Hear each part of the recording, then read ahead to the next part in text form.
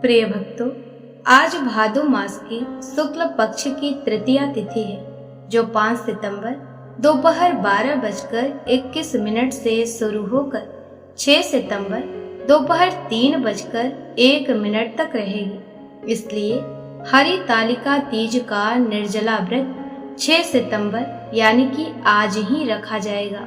शास्त्रों में कहा गया है कि भगवान शिव को पति के रूप में पाने के लिए माता पार्वती ने हरितालिका तीज का कठोर निर्जला व्रत किया था। इसी व्रत से प्रसन्न होकर भगवान शिव ने माता पार्वती को जन्म जन्मांतर के लिए पत्नी के रूप में स्वीकार किया था।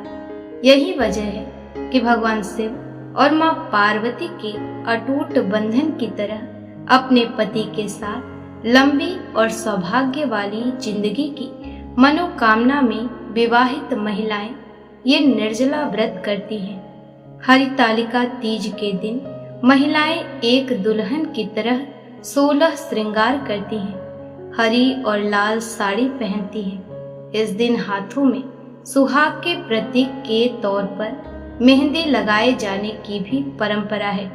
महिलाएं श्रृंगार का सामान मां पार्वती को अर्पित करके अपने पति की लंबी उम्र की कामना करती हैं और जोड़े के तौर पर भगवान शिव और मां पार्वती की विधिवत पूजा आराधना करती हैं। साथ ही हरितालिका तीज की कथा सुनती हैं। यह कथा बहुत ही पवित्र मानी जाती है। शिव पुराण में भगवान शिव कहते हैं कि हे देवी, इस हरितालिका के व्रत कथा मात्र सुन लेने से प्राणी को 1000 अश्वमेध और सैकड़ों वाजपेय यज्ञ करने का फल प्राप्त होता है। आप सभी से मेरी यह विनती है कि इस कथा को पूरा जरूर सुनिएगा, क्योंकि कथा को आधा अधूरा सुनने से आप जाने अनजाने में पाप के भागीदार भी बन सकते हैं। तो चलिए दोस्तों, हरितालिका तीज की पौराणिक कथा को श्रवण करते हैं। तो एक बार प्रेम से बोलिए, भगवान भोलेनाथ की जय।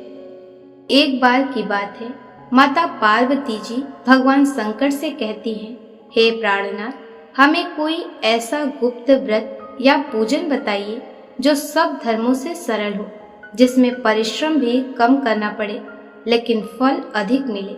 हे नाथ, यदि आप मुझ पर प्रसन्न हो तो यह विधान बताइए। यह सुनकर शिव जी माता पार्वती जी से कहते हैं कि हे देवी, तुमने आज से बहुत वर्षों पहले बाल्यकाल में हिमालय पर्वत पर मेरी तपस्या की थी, जिसमें 12 वर्ष तक तुम उल्टी टंग कर केवल धुआं पीकर रहे, 64 वर्ष पत्ते खाकर रहे। माघ मास में तुम जल में बैठी रहती और बैसाख की दोपहरिया में पंचाग्नि तापती थी। जब श्रावण के महीने में जल बरसता तो तुम भूखी प्यासी रहकर मैदान में बैठी रहती थी। तुम्हारे पिता इस तरह के कष्ट सहन को देखकर बड़े दुखी हुए।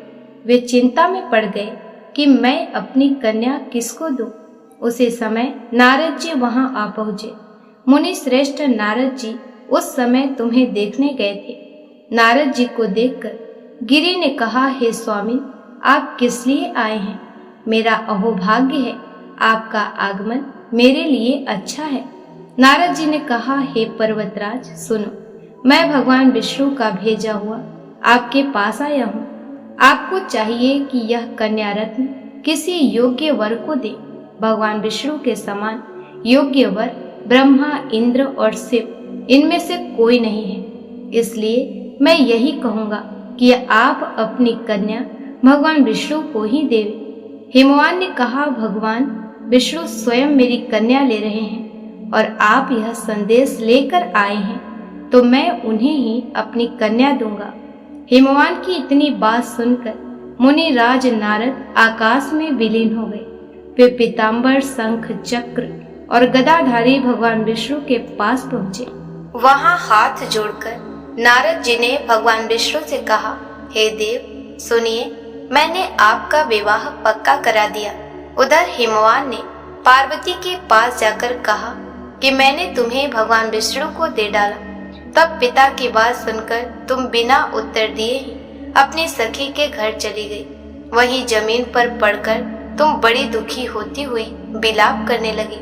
तुमको इस तरह विलाप करते देख एक सखी ने पास आकर कहा, देवी तुम क्यों इतनी दुखी हो? इसका कारण बताओ।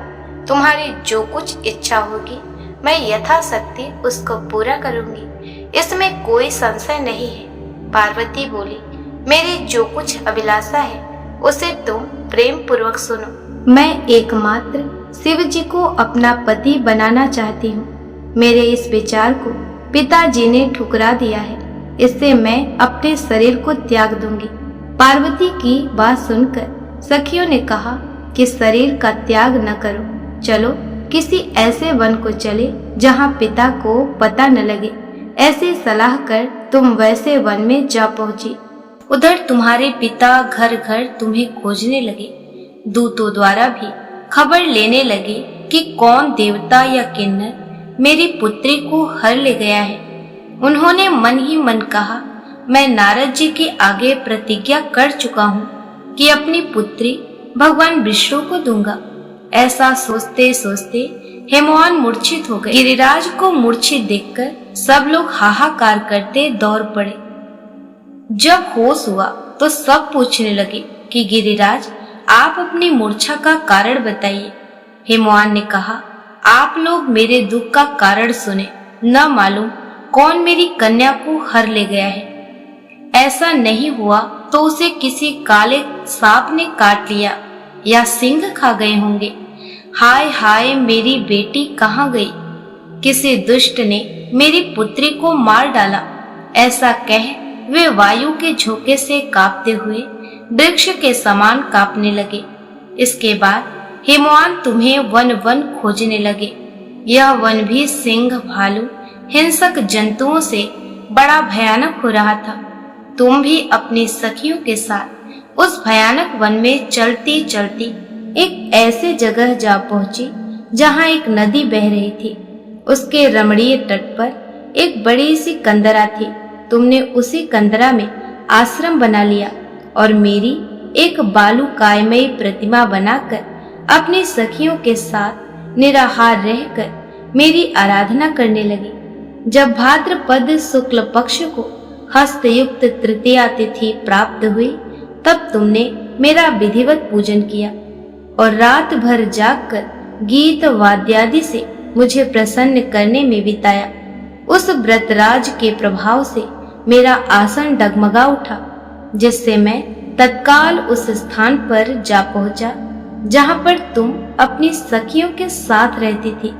वहां पहुंचकर मैंने तुमसे कहा कि मैं तुम पर प्रसन्न हूँ, बोलो क्या चाहती हो?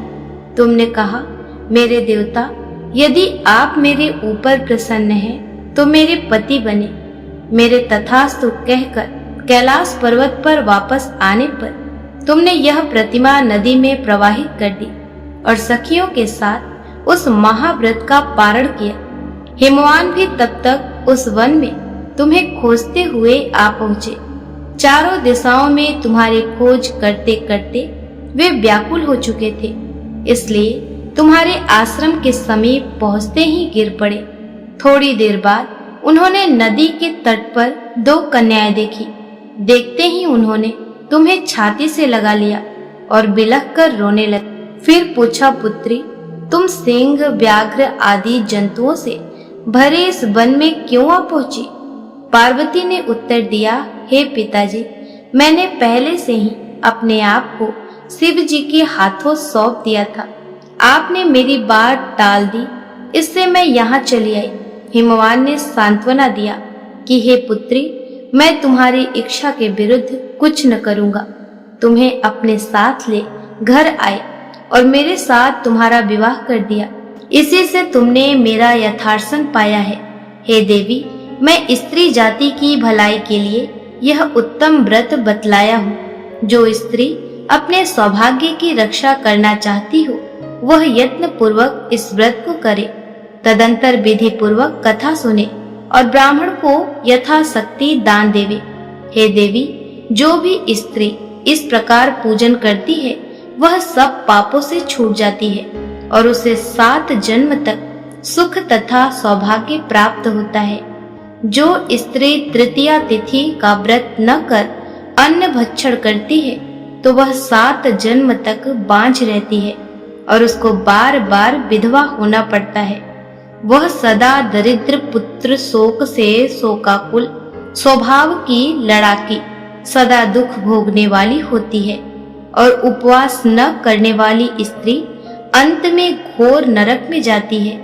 इसलिए हर स्त्रियां इस व्रत को अवश्य करें।